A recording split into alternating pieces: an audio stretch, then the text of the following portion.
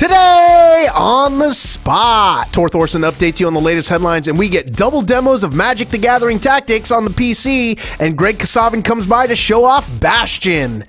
Today on the spot.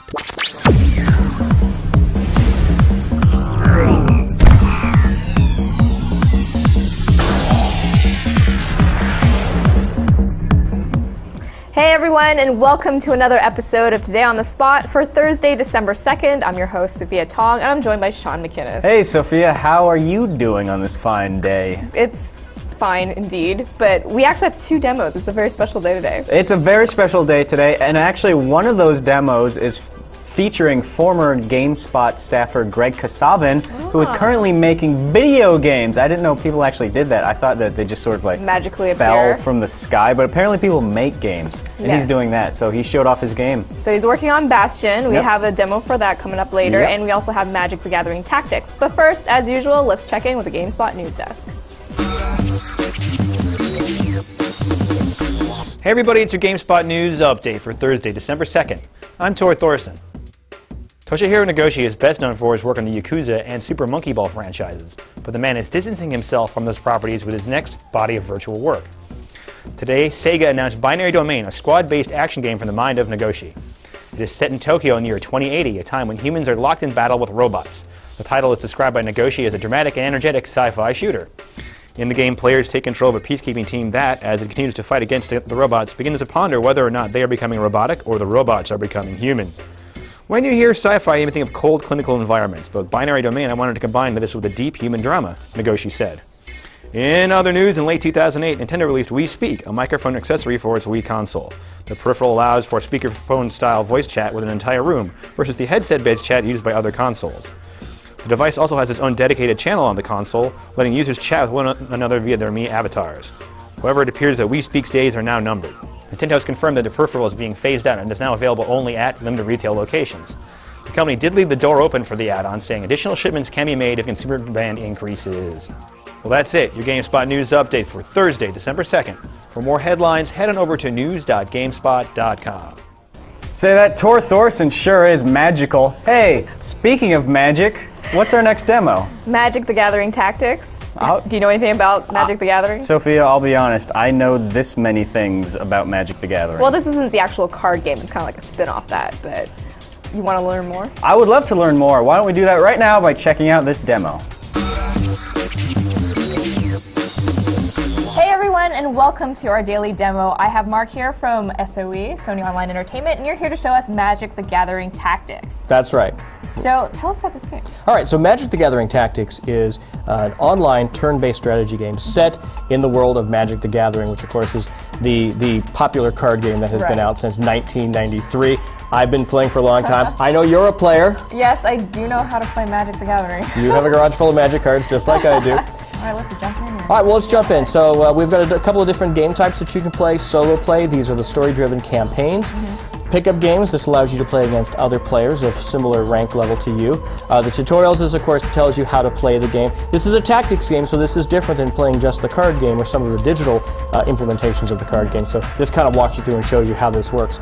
And then tournaments, we've got a very rich tournament structure. We're going to start with open tournaments, draft tournaments, and then bracket tournaments. So depending on what style of play you enjoy, we pretty much got you covered here. We'll go ahead and jump into the story campaigns here. And this is a fun one here. This is the campaign screen. This shows us the map with the push pins that show you the current campaign chapter you're in, any daily missions you might have unlocked, and chapters that you've completed. As you complete a chapter, then you can go back and you can play that anytime that you want. All right? So this one, we're going to play Gilded Cage. And this is where we're dealing with an elf patrol. We have a little bit of story here that tells us exactly what we're going to encounter here, kind of give us a bit of an indication of what's going to happen. We can see what rewards are available for this, but let's go ahead and jump into play. Also, you have objectives. Objectives just basically tell you what we need to do. So let's hop on in and check this out, and I'll show you. It's like a card game, but with like tactics, strategy. Well, obviously with the title. Exactly, and that's right. Movement is important. Placement is important. Flanking is important. Objects. There are things on the battlefield that you need to avoid. So when you come in, you're going to be the first creature to go. The initiative bar here on this side, this basically shows you all of the characters on the screen, who the current one is. That's the large portrait at the bottom, and then everything that's coming up next. Anything outlined in blue is yours. Anything outlined in red is your opponent's. Okay. Over here, this is my spell dock. This is essentially the hand of spells that I drew at the beginning of this turn. Now, none of them are highlighted in green, so I can't afford to cast anything. I can't afford to bring any of these spells or creatures out yet. This is your mana wheel. This will show you at any given moment exactly how much mana you have in the chosen colors, right? And then the green grid here, this tells me where I can move. Moving ends my turn. So since I can't cast anything, my only option is to move. The objective here, up in the corner, is to move my planeswalker onto the exit space, which is way up here on the other side of the map, way over here. Now that means I have to walk around these obstacles. Meanwhile, my opposing spellcaster here is going to be bringing things out to surprise me and try to keep me from doing that. So I'm going to go ahead and just take a couple of steps and try to reposition, and let's see what he has to do. So he's now brought out some elf patrols, which the description told me I was going to encounter. Some of the numbers here, this 5, this represents my character's attack value. This represents my opponent's represents my health value. Now my planeswalker has a lot of health, not much attack power, kind of the way it is in the trading card game. My opponent's over here, say if I click on one of these elves, he has an attack power of 20, health of 30. So he's kind of buff, so I got to kind of watch out for him. All right, still don't have anything that I can bring out yet, so what I'll do is I'll step back just a little bit, try to position myself. Around. Yep. My opponent's turn is up next. He's going to be bringing more stuff. He's summoning an archer, and what he's going to start doing here, he's going to start building up some assets over here. I like to refer to this as kind of the storming of Normandy, because coming around this corner right here is extremely difficult, because he'll position archers up here, he'll position archers here, and you've got to round that corner to get him. So this is where the tactics come in. This is where the placement of objects, the placement of characters becomes very important. In the trading card game, things just go out in a line on the table in front of you, and pretty much everything attacks everything if you want. This way, it's more character on character action. All right. So it's cast. Yes. So now I can cast. So I have a couple options here. I've got a Rattlebone skeleton that I can bring out. So he costs 1 colorless and 1 swamp. I do have a swamp, and then I've got 2 islands. So it'll automatically take the swamp. It'll tell me I still need to cast 1 more. So I'll spend that, and I can now bring him into play. Sweet. So he summons into play now. So he's going to get between me and this elf here. He only has an attack value of 10. When he comes into play, he automatically goes into defense mode, so he gets a +30 on defense. This keeps him alive for 1 turn. The way that we simulate summoning sickness, which you know in Magic when you play something you can attack with and really use him the first turn, unless he has haste, is he goes to the top of the initiative order. So he can't do anything until he comes down the initiative, so all this stuff gets to go in front of him, before he does. which means he's probably going to get killed. But if nothing else, that'll help me with 1 turn. Exactly. So one thing that's important in this game is flanking, and by flanking, if you can surround a character and then attack, you can do critical damage, right? So we'll try to see if we can arrange for some flanking here. All right, my opponent is now moving his guys around a little bit. That's back to my opponent's spellcaster. And he's casting spells and doing things up there that I'm not going to like later on in this game. Now, in order to build your spell book, is it similar to the online version of Magic where you buy booster packs and kind of get new stuff? Yes, this is a blind repeat product. So the way that works is you'll purchase booster packs. They'll be randomly packed with figures and spells, a mix of both, and then there's common, uncommon, rares, and mythics. And then you'll put those into your collection, and then you'll use that to build your spell book. So the nice thing about this is you can change up your spell book, from one game to another. If you play through this mission and you get beat, like I probably will here, because I'm not paying attention to it, you can back out and say, okay, I didn't really prepare for flyers, or I didn't prepare for direct damage, or I didn't prepare for one thing or another. You can make the tweaks. You can get more spells, purchase more booster packs. You can go to the bazaar into it's kind of an auction house setup that we have to kind of facilitate trading between players, and you can kind of build the things that you want to build, just like you can do in Magic the Gathering, the trading card game. All right, cool. So when's this game coming out, and on what platforms? So it's coming out on the PC first, and we're looking for a holiday release on that, and then we're going to follow up a little bit after that with a release on the PlayStation 3. All right, great. Well, thank you so much for coming by. Thanks for having us. And that was our look at Magic the Gathering Tactics. Now on with the rest of our show. So that was our demo for Magic the Gathering Tactics. Do you feel informed? I feel very informed. Okay, now normally we have a This Week on Xbox Live segment, but Aaron is out, taking care of his newborn baby. So instead, we decided to do the Xbox Live segment for you. That's right. So you guys are going to have to use your imagination here while we chat about the games ourselves. I guess the big thing this week is the Halo Reach Noble Map Pack. Yes. So 3 new maps come into the game. Chris and I demoed that on the last episode of the show. That's true, on Tuesday. So if you guys haven't seen that, it's definitely worth a look. Yes, and we're also giving away codes at the end of the show, so you want to stay tuned for that. There's also 40 new tracks for Trials HD, this really addictive game that came out last year, which you guys should probably play if you haven't played it yet. That's right. One of the most addicting games of the past year, becoming even more addicting with new levels. There's also new content from Monday Night Combat. Right, a free Spunky Cola arena. That's my favorite kind of cola. And then Arcade Unbound Saga. So that's it for this week on Xbox Live. Now our next demo, Greg Kasavin comes into the Gamespot studio to demo Bastion.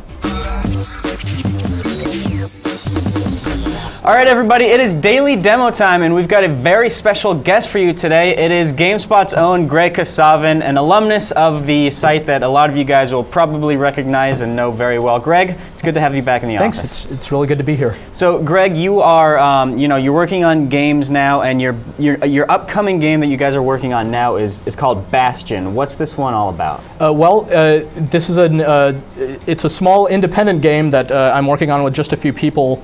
But hopefully the game will seem much bigger than that. It's an original action role-playing game in which there's this narrator who sort of guides you through this story but reacts to you as you go. The idea of hearing like an old man talk at you the entire time as you play probably sounds pretty terrible, but we'll play it in a second, and hopefully the actual response will be different. It's got this kind of full HD hand-painted art style, and this kind of really responsive combat system that we're going for. It's much more action-oriented than typical action role-playing games are, and hopefully, people will come away from it with like a unique experience from the story and kind of every aspect of the world. Yeah, I had the good fortune of being able to play the demo that you guys provided for us this morning, and I absolutely loved it, had a blast with it. But the good news is you guys don't have to take it all from me. We've actually got the game right here, and we're going to show it to you. So Greg, go ahead and boot up a new game,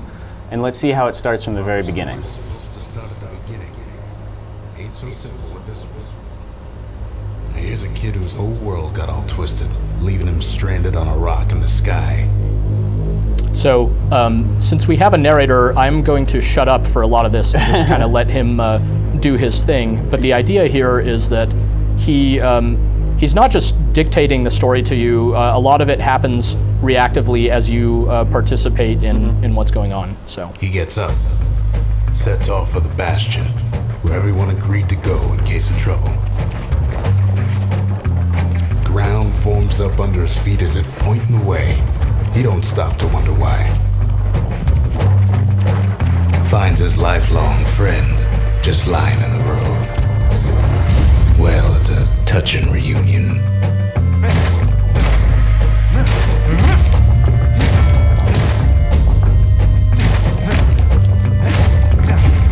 He sees what's left of the rippling walls. Years of work undone in an instant. In the calamity.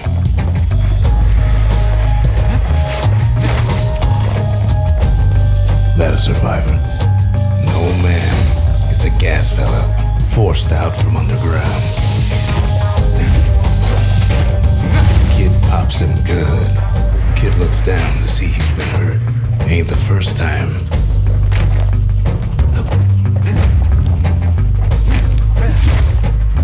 An old repeater drops out of the sky. Ain't manna from the heavens, but it'll have to do. Gotta hold her still to spin up the chamber.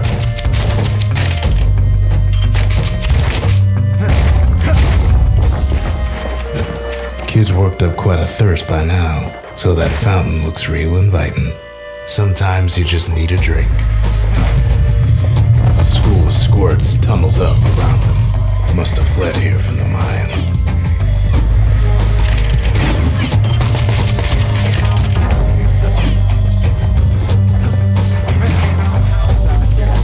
Pretty good taste of what the narrator has to offer, and one of the things I liked about the narrator is not only does he have that cool, gruff, mysterious voice, but it's all encompassing. He's giving you story elements, he's giving you tutorial elements, but he's also narrating the actual core gameplay itself. Yeah, that's all in line with what we're going for. We really don't intend for him to just like he's not a play-by-play announcer, right? He's like we really want his presence to be something that like deepens just about every interaction that you have in the world, and this scene is actually an example. So Ronde always wanted his ashes scattered here. So you do something in the world, and he'll give you information that there's no way you sort of could have known. Right. And so as you go through, you're learning about this world and learning about these characters in a way that is all happening in context. So, because we wanted to give you, we wanted this game to have an interesting story to it and an interesting world, but we're not.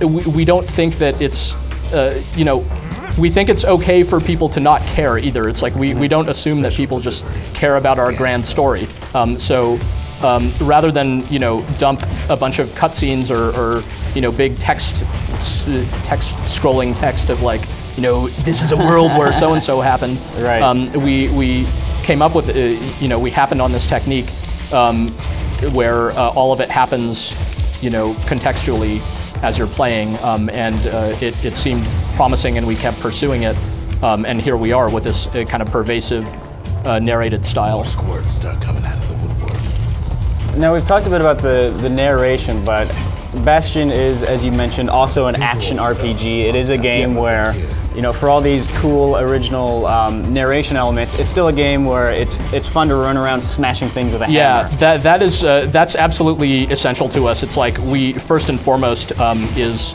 the play experience of this game, and our influences on the genre, you know, are very broad. We're not just seeking to make an action RPG as much as we love, you know, games like Diablo and whatnot.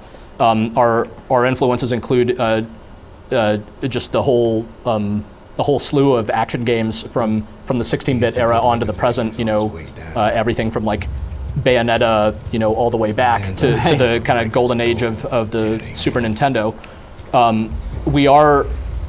You know, we did want this game to have that kind of very crisp feel to it that some classic games used to have, and that I think a lot of 3D games these days kind of struggle to achieve because they have to have their, you know, really fluid motion captured animations and whatnot. Right. Whereas there was a time when you just like pressed a button and something immediately happened. We wanted that like we wanted that sense of immediacy, that sense of like extremely precise control where you can perform moves with a lot of finesse and good timing and feel like you're never fighting with the controls. Yeah, and in my experience, the core controls are very immediate and precise, but there's also some depth and strategy there in the way that you customize these weapons, and you actually customize yourself as well. How do you explain the customization element? Yeah, that's so. It's great that you picked up on that, because that's absolutely what we're going for. This isn't the sort of game where you just have like a linear progression of power, as in a lot of action RPGs, where you fight an enemy that's more powerful than you gain a few levels, and then suddenly you can beat it up. This is really much more about fighting with finesse and finding play styles that really suit you. Like each of the weapons in the game, they're meant to be balanced. They're not just fundamentally superior to one another. It's about finding, they each have their own unique play mechanics and stuff. Like previously we were fighting with the repeater, which was more of this kind of machine gun style weapon where you can't move and fire. This one, the Breaker's Bow, has this timing element where if I release the arrow right as I flash white, I do additional damage. Okay. So every weapon has its own little mechanics like that for you to master, and then you'll be able to upgrade them further and customize them to suit your needs. This is another aspect of customization in the game, which is the distillery, and you sort of drink these spirits and they give you new powers, but some may have side effects, like the Doom Shine here, which gives you a chance to deal critical hits but also reduces your maximum health. I can counteract that with this one, which increases my maximum health, but I can't actually use it yet because I haven't gained enough experience. But I'm just going to go out there with Doom Shine because I'm a aggressive type of player and want to just dish out more damage and at the expense of, you know, taking some additional damage. And here again, it's like, here's where I can select my weapons. It's unrestricted, so if I want to go out there with 2 ranged weapons, I can do that. You could take 2 weapons at a time, and you gain kind of these various special abilities with each of your weapons as well. So I'm going to stick to the hammer because I like it, but I will go back to the repeater. And then equip one of the repeater's special weapons here. And some of the weapons, I have to say, can get pretty destructive. The ones you find later on, like yeah, the mortar cannon.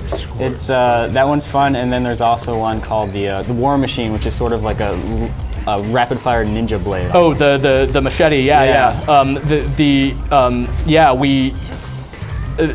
That's right. Like early on, you know, we just when you think it's going to be, you know, it's a deliberate choice with the visual style of the game to where you can't quite place like the time period.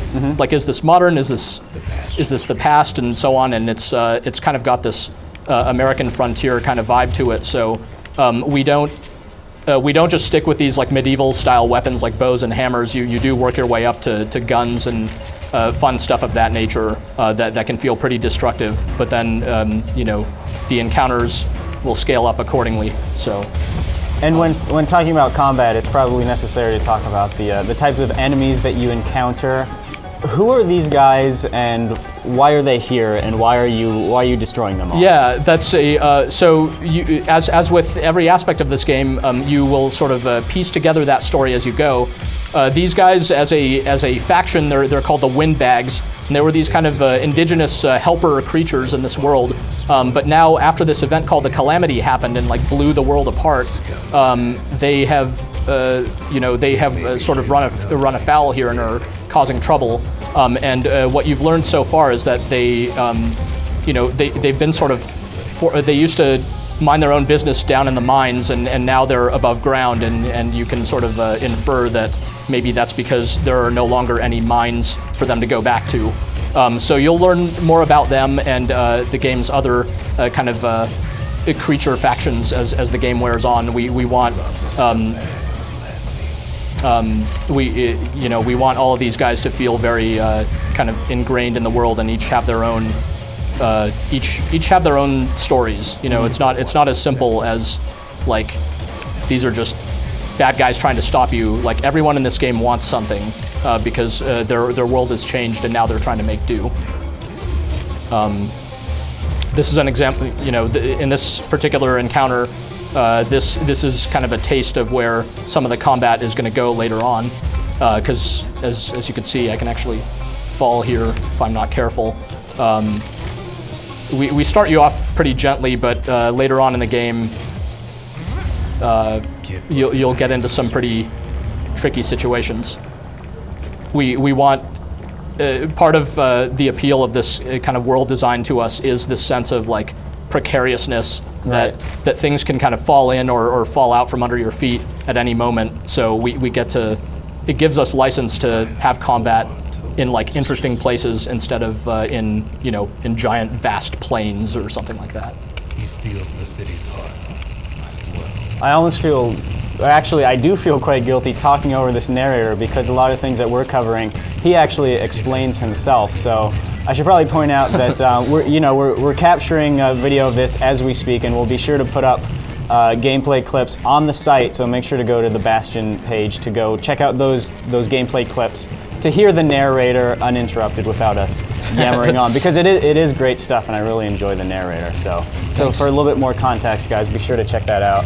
Now, the world it's shaking. Yeah. It doesn't look fun for the kid right now. Yep. He took something called a core, which as a player you don't necessarily know the meaning of it when you do it, but this sort of dramatic event happens around it, and you're going to learn more about what's going on with those in a bit.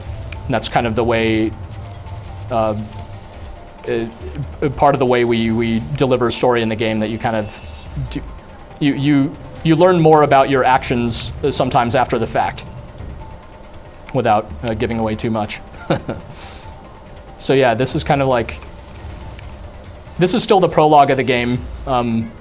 Well, I won't spoil anymore. That's just the prologue. The story kind of continues from here. The narrator is pervasive throughout the experience, and we're very excited about kind of where the story goes and where the gameplay itself goes. So. Yeah, and you know, like I mentioned, I had a great time with this. I'm eager to see more, and as I mentioned before, make sure to check out those gameplay clips on the Bastion game space on the site, because we talked over a lot of that narrator, and it's definitely worth checking out. So, Greg, like I said, I appreciate you coming by very much, which leads us to the natural final question. When do you expect Bastion to be coming out, and do you have any price considerations yet? So we're aiming for summer of 2011, and it's going to be a digitally distributed game, so we're hoping it'll be on XBLA and PSN and PC. No, we don't have a distributor just yet, though we're getting pretty close on that front. Okay. So we'll have announcements about actual platforms and stuff, but as a digitally distributed title, you can expect pricing in that kind of range. It's not going to be like a $60 game. Sure. Sounds good. Great. Yeah, thank you very much. Thanks a lot. There you guys have it. That's your look at Bastion. Now on with the rest of the show. Now, as promised, it's trivia time. We have 8 codes for the new Halo Noble map pack. Sean, you have a question? That's right, Sophia. As we mentioned, Chris and I demoed the Halo Reach map pack content on the last episode of the show. So the trivia question I've got for you is this. Name the gamer tag that we were using to play during that demo. If you think you know the answer, send us an email to onthespot@gamespot.com or use that little green answer trivia button on the page right here. Now, we've been talking a lot about Halo Reach and other good games lately. That's true, because we are knee-deep in Game of the Year deliberations right now, and we're going to start rolling out the awards over the next upcoming week. So if you guys haven't checked out the teaser video that we have on the site already, you definitely should, because it's a lot of fun. And then come back to the site every day, every hour, every minute over the next few weeks to find all the updates for our Game of the Year awards. And just to note, that's actually how we decide Game of the Year, by wrestling each other. Violent physical assault, that's right. And so that's it for today's episode. I'm Sophia Tong. I'm Sean McInnes. See you guys next time. It's that time of year again where GameSpot editors get together and decide which games deserve an award. Check our site to find out when the nominees will appear, and we'll roll out the winners soon after. Because there are so many great games out there, it can be hard to figure out what to buy for a loved one. Take a look at GameSpot's 2010 Holiday Gift Guide, where we'll show you the latest and greatest and all the must-haves for this holiday season.